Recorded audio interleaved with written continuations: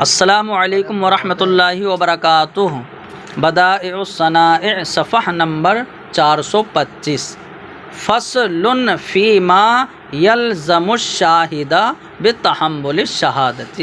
فرماتے ہیں یہ فصل اس بارے میں ہے کہ جو شاہد پر حامل شہادت ہونے کی وجہ سے لازم ہوتا ہے۔ تو بتا رہے ہیں وَأَمَّا بَيَانُ مَا، رہا اس کا بیان کہ جو شاہد پر لازم ہے حامل شہادت ہونے کی وجہ سے، تو اس کا بیان فرماتے فَالَّذِي يَلْزَمُهُ أَدَاءُ الشَّهَادَةِ لِلَّهِ سبحانہ وتعالی، تو جو چیز شاہد پر لازم ہے، یہ ہے مبتدا، اَدَاءُ الشَّهَادَةِ لِلَّهِ، تو جو چیز شاہد پر لازم ہے وہ یہ ہے کہ خالص اللہ کے لیے گواہی ادا کرے۔ تو یعنی ادائے شہادت وہ صرف اللہ کے لیے ہو، حدود و قصاص یعنی حدود کے اسباب کے علاوہ میں، تو حدود کے اسباب کے علاوہ میں اللہ کے لیے جو ہے وہ ادائے شہادت کرے۔ ٹھیک ہے، ابھی حدود والی بات میں آئے گی، کیونکہ اللہ کا فرمان ہے وَأَقِیمُوا الشَّهَادَةَ لِلَّهِ، کہ شہادت کو قائم کرو اللہ کے لیے۔ وَقَوْلُهُ عَزَّ شَأْنُهُ، اور اللہ کا فرمان ہے كُونُوا قَوَّامِينَ بِالْقِسْطِ شُهَدَاءَ لِلَّهِ، اور تم انصاف کے ساتھ جو ہے انصاف کو قائم کرو، شہداء للہ، اللہ کے لیے جو ہے گواہ بن کر، مطلب خالص اللہ کے لیے گواہ بن کر۔ الا ان فی الشہادۃ القائمۃ علی حقوق العباد واسبابها لا بد من طلب المشہود له لوجوب الاداء۔ تو دیکھو یہاں پر دیکھو، یعنی حدود کے اسباب کے علاوہ میں ادائے شہادت جو ہے وہ خالص اللہ کے لیے ہوگی، یعنی اللہ کے لیے ادائے شہادت کرے گا، تو اللہ کے لیے ادائے شہادت تو کرے گا، لیکن جو حقوق العباد ہیں تو حقوق العباد میں تو مشہود لہو مطالبہ کرے گا کہ بھائی میری طرف سے گواہی دو تم، میں نے گواہ بنایا، تو حقوق العباد میں مدعی جو ہے وہ گواہی دلواتا۔ ٹھیک ہے، حقوق العباد میں جو، اور حقوق اللہ میں جو ہے وہ دعوے کی ضرورت نہیں ہوتی ہے۔ فرماتے ہیں الا ان، مگر یہ کہ حقوق العباد اور اس کے اسباب پر موجود شہادت میں مشہود لہو کا مطالبہ ضروری ہوتا ہے شہادت کی ادائیگی کے واجب ہونے کے لیے۔ فَإِذَا طَلَبَ، تو جب وہ مطالبہ شہادت کرے گا تو پھر ادائے شہادت شاہد پر واجب ہوگا۔ حتیٰ لو امتنع بعد الطلب یأثم، حتیٰ کہ اگر مطالبے کے بعد منع کرے تو گنہگار ہوگا، کیونکہ اللہ کا فرمان ہے وَلَا يَأْبَ الشُّهَدَاءُ إِذَا مَا دُعُوا، گواہ انکار نہ کریں جب گواہی کے لیے بلائے جائیں، ای دعوا لِأَدَاءِ الشَّهَادَةِ، جب شہادت کی ادائیگی کے لیے بلائے جائیں۔ لِأَنَّ الشَّهَادَةَ أَمَانَةُ الْمَشْهُودِ لَهُ فِي ذِمَّةِ الشَّاهِدِ، کیونکہ گواہی یہ مشہود لہو کی امانت ہے شاہد کے ذمے میں، اور اللہ کا فرمان ہے وَلْيُؤَدِّ الَّذِي اؤْتُمِنَ أَمَانَتَهُ، کہ جس کے پاس امانت رکھی گئی وہ ادا کر دے اس کی امانت، یعنی اور اللہ کا فرمان ہے ان اللہ یأمرکم ان تؤدوا الامانات الی اہلہا، اور بے شک اللہ تمہیں حکم دیتا ہے کہ تم امانتوں کو ادا کر دو یعنی ان کے اہل کی طرف۔ تو یہ تو فرماتے وَأَمَّا فِي حقوق اللہ، تو یعنی شروع میں کیا فرمایا کہ خالص اللہ کے لیے ادائے شہادت ہو حدود کے اسباب کے علاوہ میں۔ اب حدود کے اسباب کے علاوہ چاہے حقوق العباد ہو یا حقوق اللہ، تو حقوق العباد میں دعوی شرط ہے یہ بتا دیا، اور حقوق اللہ میں جو ہے وہ دعوی شرط نہیں ہے بلکہ یہاں صرف گواہی ہے، اور دونوں میں وہ خالص اللہ کے لیے ہونا چاہیے، چاہے حقوق العباد ہوں یا حقوق اللہ۔ فرماتے ہیں رہے حقوق اللہ میں جو یعنی اسباب حدود کے علاوہ ہوں، کیونکہ اوپر بھی جو ہے حقوق العباد جو اسباب حدود کے علاوہ، یا حقوق اللہ جو اسباب حدود کے علاوہ، تو فرق یہ ہے کہ وہاں پر دعویٰ کرے گا مدعی اور یہاں دعویٰ نہیں کرنا پڑتا۔ فرماتے ہیں جیسے طلاق امرأۃ، عورت کے طلاق، غلام کا آزاد کرنا، زہار، ایلا اور ان جیسے اسباب محرمات، اسباب حرمات، تو تلزمہ الاقامۃ حسبۃ للہ تبارک و تعالی عند الحاجۃ الی الاقامۃ من غیر طلب من احد من العباد۔ تو یہاں پر جو ہے شاہد پر گواہی قائم کرنا وہ لازم ہے، ادائے شہادت لازم ہے، وہ خالص اللہ کے لیے، یعنی اللہ سے جو ہے ثواب کی امید کرتے ہوئے لازم ہے۔ کب؟ شہادت قائم کرنے کی حاجت کے وقت، بغیر کسی بندے کے مطالبے کے، یہاں مطالبے کی ضرورت نہیں ہے۔ فرماتے ہیں یعنی اسباب حدود کے علاوہ حقوق العباد میں بتا دیا کہ اس میں بھی خالص اللہ کے لیے گواہی ہے، لیکن جو ہے مشہود لہو کا مطالبہ ہوگا، اور اسباب حدود کے علاوہ حقوق اللہ میں تو یہاں پر بھی خالص اللہ کے لیے گواہی ہوگی لیکن بلا مطالبہ مشہود لا، ٹھیک ہے۔ فرماتے ہیں وَأَمَّا فِي اسباب الحدود، رہے اسباب حدود یعنی زنا، چوری، شراب کا پینا اور تہمت وغیرہ اسباب حدود میں، تو فرماتے ہیں اسباب حدود ہے، اس میں حد لگنی ہے، اس میں شاہد کو اختیار ہے، چاہیں تو چھپا لے، بندے کو بچا لے، اور چاہیں تو جو ہے وہ گواہی دے دے۔ فرماتے ہیں فَهُوَ مُخَيَّرٌ، تو یہاں پر گواہ کو اختیار ہے کہ ان یشہد حسبۃ للہ، کہ وہ اللہ کے لیے یعنی اللہ سے ثواب کی امید کرتے ہوئے چاہے تو گواہی دے دے، وبین ان یسترا، یا جو ہے وہ پردہ پوشی کرے، اس لیے کہ دونوں باتوں میں سے ہر ایک ایسا امر ہے کہ جس میں استحباب ہے، دونوں میں سے ہر ایک امر مندوب ہے۔ اللہ کا فرمان ہے وَأَقِیمُوا الشَّهَادَةَ لِلَّهِ، کہ اللہ کے لیے گواہی قائم کرو تو اس پر عمل کر لے۔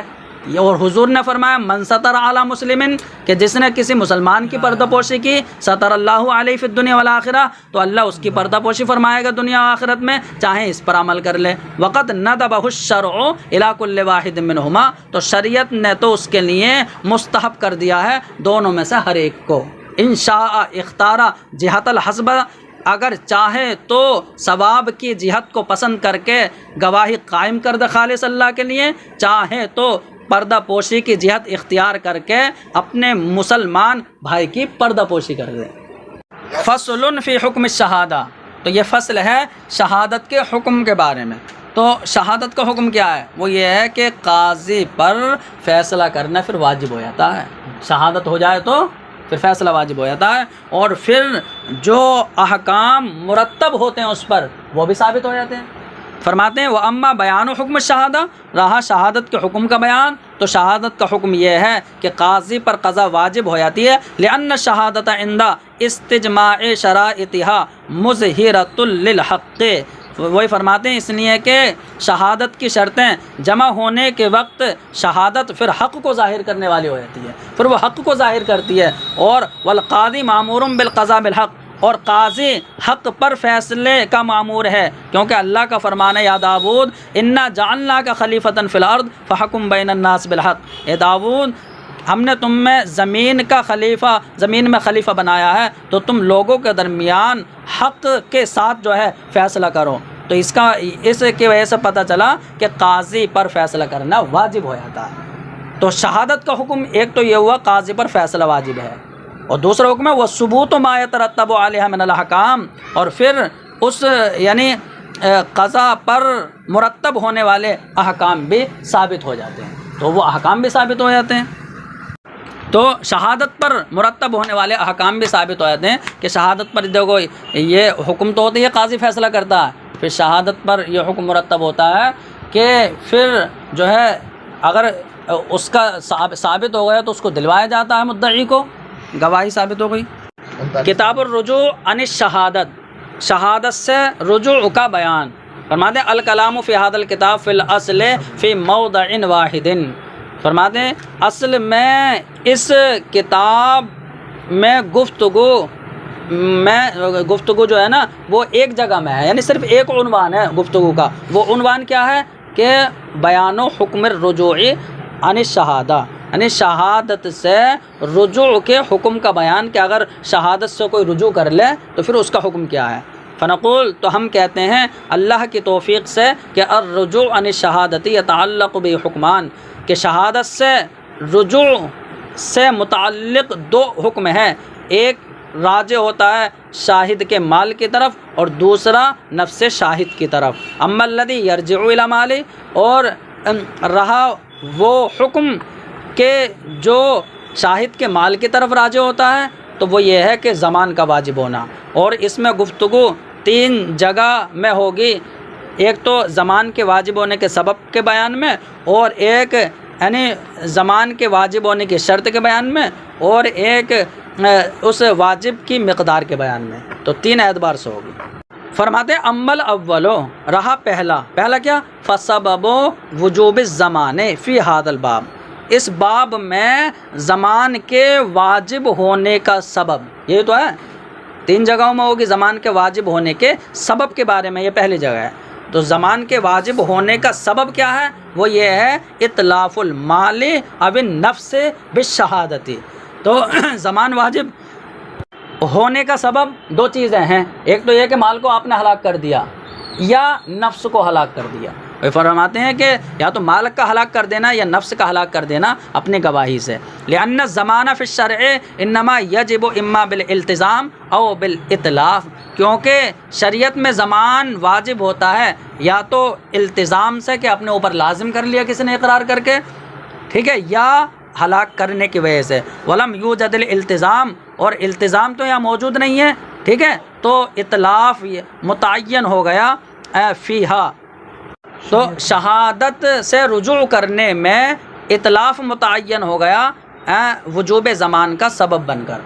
تو زمان کے واجب ہونے کا سبب صرف اتلاف متعین ہو گیا شہادت سے رجوع کرنے میں، کیونکہ شہادت سے رجوع کرنے میں التزام تھوڑی ہے۔ فَإِن وقعت اطلافاً، تو اگر رجوع عن الشہادت متلف ہو کر واقع ہو تو اب یہ سبب وجوب زمان ہو جائے گا، وَإِلَّا فَلَا، ورنہ تو نہیں۔ وَعَلَى هَذَا، تو فرما دیا کہ جہاں شہادت متلف ہو کر واقع ہو، یعنی شہادت سے اطلاف ہو تو وہاں پر وہ زمان کے واجب ہونے کا سبب بنے گا۔ وعلی ھذا، اور اسی پر یعنی تخریج کی جائے گی اس مسئلے کی کہ ما اذا شہیدا علی رجل بألف وقضى القاضی بشہادتہما، کہ جب 2 لوگوں نے ایک آدمی کے خلاف 1000 روپے کی گواہی دی، قاضی نے دونوں کی گواہی سے فیصلہ کر دیا، 1000 روپے دلوا دیے، اس کے تو چلے گئے، ثم رجع، دونوں نے پھر رجوع کر لیا، وَأَنَّهُمَا يَضْمَنَانِ الْأَلْفَ، تو یہ دونوں 1000 کے ضامن ہوں گے، رجوع کر لیا نا انہوں نے۔ فرماتے لِأَنَّهُمَا لَمَّا رَجَعَا عَنْ شَهَادَتِهِمَا بَعْدَ الْقَضَاءِ، فرماتے ہیں اس لیے کہ جب دونوں گواہوں نے اپنی گواہی سے رجوع کیا فیصلے کے بعد، تو ظاہر ہوا کہ ان کی گواہی وہ مشہود علیہ کے حق میں اطلاف کا سبب بن کر واقع ہوئی۔ والتسبب الى الاطلاف بمنزلۃ المباشرہ فی حق سببیت وجوب الزمان، اور فرماتے ہیں اطلاف کا سبب ہونا یہ ارتکاب کی منزل میں ہے۔ تو اطلاف کا سبب ہونا وہ یعنی مباشرت کی منزل میں ہے، ارتکاب کی منزل میں ہے، زمان کے واجب ہونے کے سبب کے حق میں۔ کل اکراہ علی اطلاف المال و حفر البئر علی قارعۃ الطریق ونحوہ، جیسے کہ مال کے ہلاک کرنے پر کسی کو مجبور کیا گیا، تو مال کے ہلاک کرنے پر دوسرے کو مجبور کیا گیا تو دوسرا مال ہلاک کر دے، لیکن سبب تو یہ بننا ہے مجبور، مکرہ، تو مکرہ پر زمان ہوتا ہے۔ ایسے راستے کے بیچ میں کنواں کھودنے پر جسے مجبور کیا گیا، تو جو مجبور کر رہا مکرہ وہ سبب بنا ہلاکت کا، مباشر اگرچہ وہ ہے لیکن یہ مکرہ یہاں پر مباشر کی منزل میں ہے، اس لیے زمان جو ہے مکرہ پر ہوتا ہے۔ فرماتے ہیں فَإِن قِيل، تو اگر اعتراض کیا جائے کہ لما رجع عن شہادتہما تبین ان قضاء القاضی لم یصح، اگر یہ اعتراض کیا جائے کہ جب دونوں گواہوں نے اپنی گواہی سے رجوع کر لیا تو ظاہر ہوا کہ قاضی کی قضا صحیح نہیں تھی، قاضی کی قضا صحیح نہیں تھی کیونکہ انہوں نے رجوع کر لیا، جب گواہی نہیں تو قضا نہیں۔ فتبین ان المدعی اخذ المال بغیر حق، تو پھر ظاہر ہو گیا کہ مدعی نے مال ناحق لیا ہے۔ تو کہتے ہیں لما لا یردہ الی المشہود علیہ، تو پھر کیوں یہ مدعی ہی مال کو واپس نہیں کرے گا مشہود علیہ کی طرف، یعنی یہ جو ہے واپس کرے، مشہود علیہ کے پاس یہ لوٹائے، وہ کیوں لوٹائیں گے شاہدین؟ قاضی لوٹا۔ قیل لہو، تو اسے جواب دیا جائے گا کہ انہ بالرجوع لم یتبین بطلان القضاء، یعنی اسے جواب دیا جائے گا کہ شہادت سے جو رجوع ہوا نا، تو رجوع کرنے سے قاضی کی قضا کا بطلان ظاہر نہیں ہوا، یعنی فیصلہ باطل نہیں ہوگا اس سے، لأن الشاہد غیر مصدق فی الرجوع فی حق القاضی والمشہود لہو، فرماتے ہیں اس لیے کہ گواہ کے رجوع میں تصدیق نہیں کی گئی ہے قاضی اور مشہود لہو کے حق میں، قاضی اور مشہود لہو ان دونوں کے حق میں گواہ کی رجوع کرنے میں تصدیق نہیں کی گئی ہے۔ یہ اس کی کیا ہے؟ لوجہین، اس کی 2 دلیلیں ہیں 2 طریقوں سے۔ ہاں تو جواب کیا دیا گیا؟ جواب یہ ہے کہ رجوع کرنے سے وہ قضا کا بطلان ظاہر نہیں ہوا ہے، قضا باطل نہیں ہوئی ہے، لأن شاہدہ، اس لیے کہ گواہ کی تصدیق نہیں کی جاتی ہے رجوع کرنے میں قاضی اور مشہود لہو کے حق میں، اس لیے کہ دیکھو شاہد اگر رجوع کرے گا تو فائدہ تو مشہود علیہ کو ہوگا، کیونکہ مشہود علیہ کہے گا ٹھیک ہے تم رجوع کر رہے ہو میرا پیسہ مل جائے گا واپس، تو مشہود علیہ کے حق میں تو اس کی تصدیق کی جائے گی، البتہ قاضی اپنا فیصلہ تھوڑی ٹوٹوائے گا یا مشہود علیہ واپس تھوڑی دے گا، تو یہ دونوں شاہد کی تصدیق نہیں کریں گے رجوع میں۔ فرماتے ہیں والشاہد لأن شاہد، اس لیے کہ شاہد کی تصدیق نہیں کی جائے گی رجوع میں قاضی اور مشہود علیہ کے حق میں، دو دلیلوں کی وجہ سے۔ تو یہاں پر دو دلیلیں ہیں کہ شاہد کا رجوع مصدق نہیں ہوتا ہے قاضی اور مشہود لوگوں کے حق میں، اس کی دو دلیلیں۔ اور پہلی دلیل تو یہ ہے کہ ان الرجوع یحتمل الصدق والکذب، اسے پہلی دلیل کیا ہے کہ رجوع، شاہد کا رجوع یہ صدق و کذب کا احتمال رکھتا ہے، یعنی یہاں پر صدق و کذب کا احتمال ہے۔ والقضاء بالحق المشہود به نفذ بدلیل من حیث الظاہر، اور فرماتے ہیں کہ مشہود بھی جو حق ہے،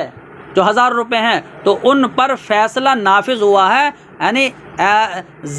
ایسی دلیل کی وجہ سے جو ظاہر کے اعتبار سے دلیل ہے، مطلب ظاہری اعتبار سے دلیل کی وجہ سے وہ نافذ ہوا ہے، اور وہ ظاہری اعتبار سے دلیل کیا ہے؟ وَهُوَ الشَّهَادَةُ الصَّادِقَةُ عِنْدَ الْقَاضِي، وہ یہ ہے کہ قاضی کے پاس تو سچی گواہی آئی تھی،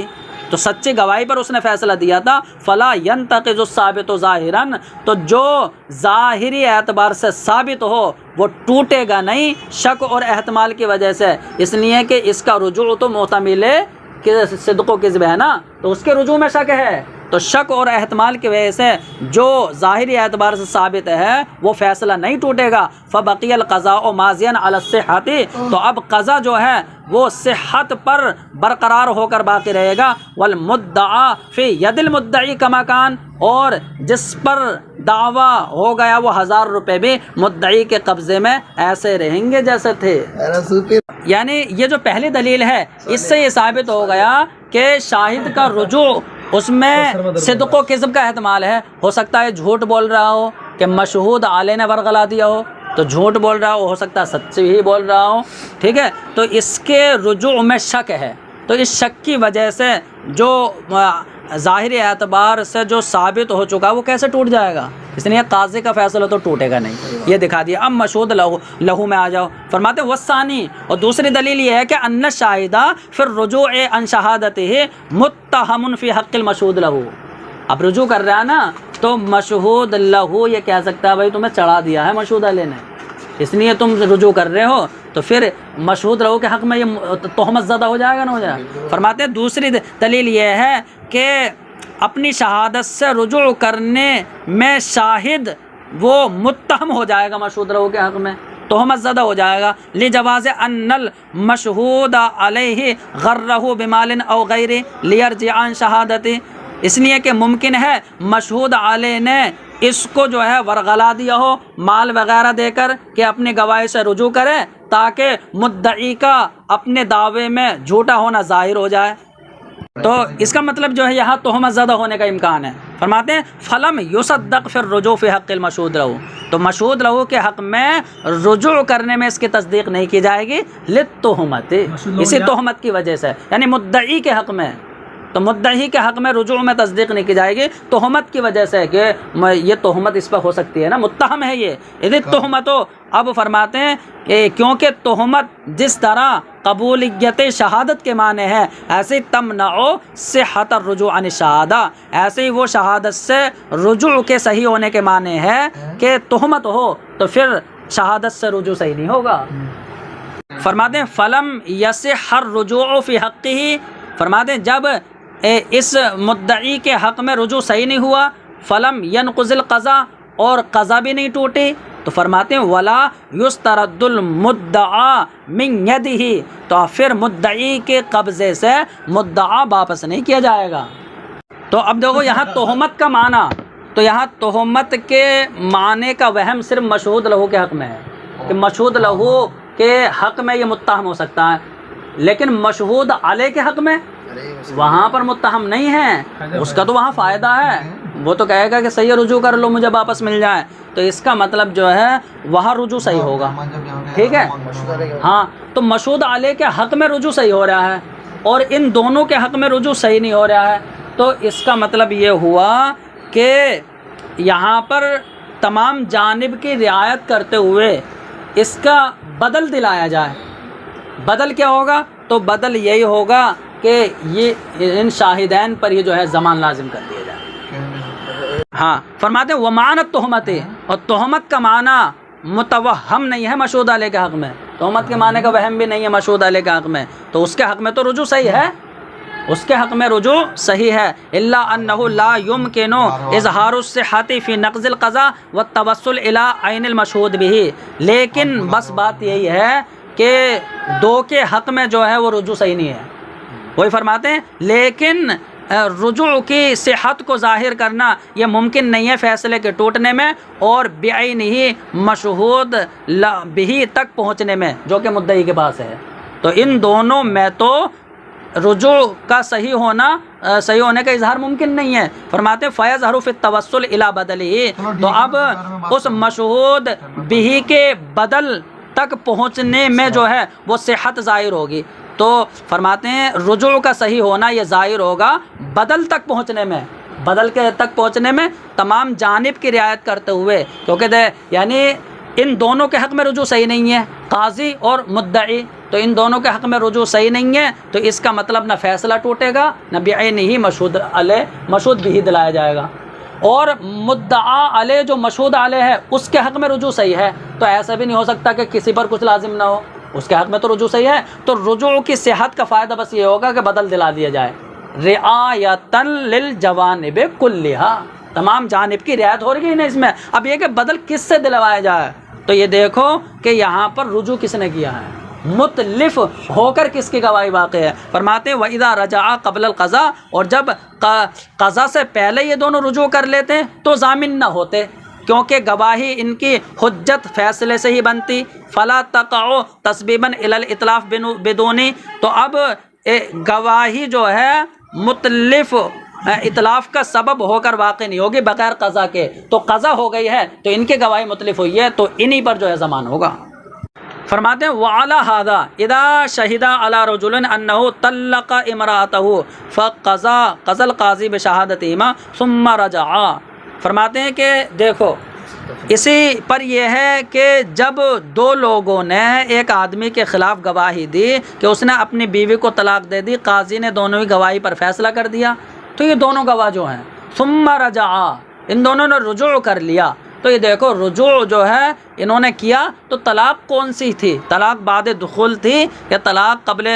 دخول؟ تو فرماتے ہیں کہ ان کانت طلاق و بعد الدخول، تو اگر طلاق جو ہے وہ دخول کے بعد ہے بیں طور کے شوہر دخول کا اقرار کرنے والا ہے تب لا زمانہ علیہما، تو پھر ان دونوں پر کوئی زمان نہیں ہوگا. لانعدام الاطلاف، اطلاف کے نہ ہونے کی وجہ سے کہ ان کی گواہی جو ہے وہ متلف ہو کر واقع نہیں ہو رہی ہے. لان المہر یجب بنفس العقد، اس لیے کہ مہر تو نفس عقد سے واجب ہوا تھا اور دخول سے وہ مؤکد ہوا ہے نہ کہ ان کی گواہی سے. دخول سے مؤکد ہوا ہے، ان کے گواہی سے مؤکد نہیں ہوا، تو ان کے گواہی متلف ہو کر واقع نہیں تو موجب زمان بھی نہیں. ٹھیک ہے. وَإِنْ كَانَتْ طَلَاقُ قَبْلَ الدُّخُولِ، اور اگر طلاق دخول سے پہلے تھی، قاضی نے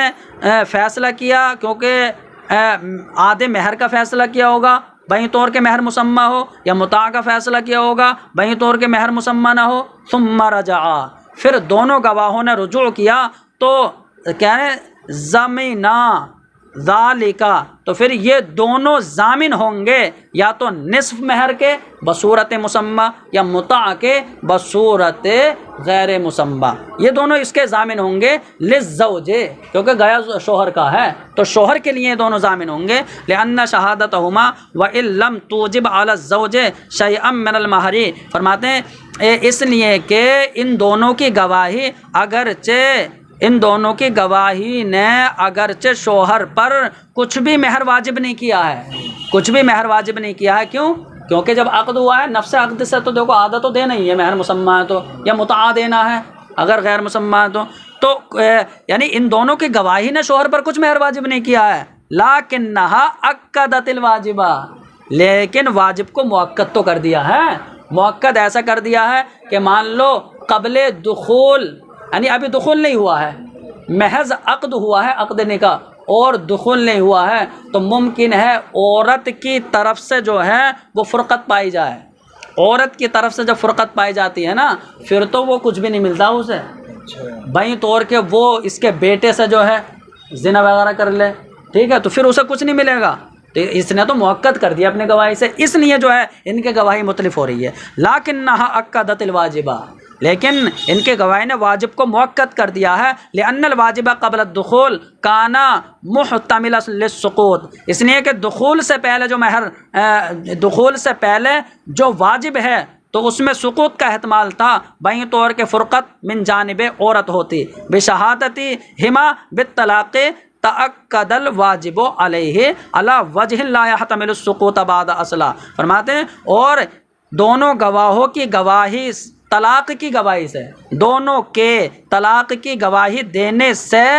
شوہر پر واجب مؤکد ہو گیا. اور کیسے مؤکد ہوا ہے؟ اس طریقے سے مؤکد ہوا ہے کہ اب بعد میں بالکل بھی سقوط کا احتمال نہیں رکھے گا یہ، ٹھیک ہے. فصارت شہادتہما مؤکدۃ للواجب، تو اب دونوں کی گواہی یہ واجب کو مؤکد کرنے والی ہو گئی. والمؤکد للواجب والمؤکد للواجب، ٹھیک ہے، اس میں فائل پڑھیں گے. بمنزلۃ الواجب فی الشرع، اور واجب کی تاکید کرنے والا وہ شریعت کی نظر میں واجب کی منزل میں ہے، گویا کہ انہوں نے واجب کیا ہے. کل محرم، جیسا کہ حالت احرام میں کسی نے شکار پکڑ لیا تو پکڑ لیا نا ان نے، چاہے دوسرا قتل دوسرا کرے، لیکن اس نے پکڑا ہے، اس پر جو ہے وہ دم اس پر لازم ہو جائے گا. پکڑا تو اس نے ہے، ٹھیک ہے. کیوں؟ اس لیے کہ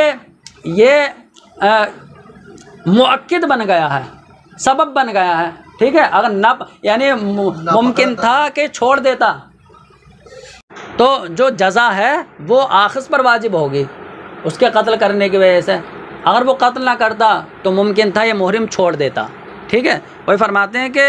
جیسا کہ محرم اذا اخذ صیدن، جب شکار پکڑ لے، فذبحہ رجل فی یدی، پھر اس محرم کے ہاتھ میں ہی دوسرا شخص ذبح کر دے تو جزا پکڑنے والے پر جو ہے واجب ہوگی. ویرجع الآخذ بذلک علی القاتل، لیکن ہاں پکڑنے والا اس کا رجوع کرے گا قاتل